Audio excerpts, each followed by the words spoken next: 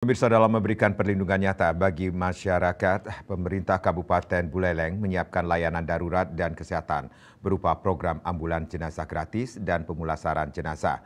Ambulan ini diprioritaskan bagi masyarakat yang kurang mampu.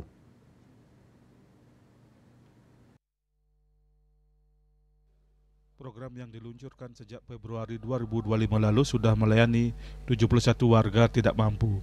Bupati Buleleng Nyoman Sujitra menyebut program ini sebagai wujud keadilan sosial, sehingga tidak ada keluarga yang terbebani biaya pemulangan jenazah.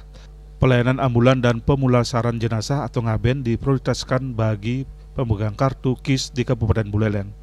Pemulasaran jenazah adalah proses perawatan jenazah yang meliputi kegiatan memandikan, mengafani sesuai kepercayaan yang dianut sebelum jenazah dibawa pulang ke rumah duka, pemakaman jenazah. Bupati Sujitra bersama Wakil Bupati Supriyatna meluncurkan layanan ambulan jenazah dan pemulasaran jenazah gratis untuk masyarakat kurang mampu. Layanan mobil ambulan jenazah dan pemulasaran jenazah gratis akan dipusatkan di Rumah Sakit Umum Daerah RSUD Buleleng. Pihaknya berharap program ini dapat dimanfaatkan oleh masyarakat kurang mampu yang membutuhkan.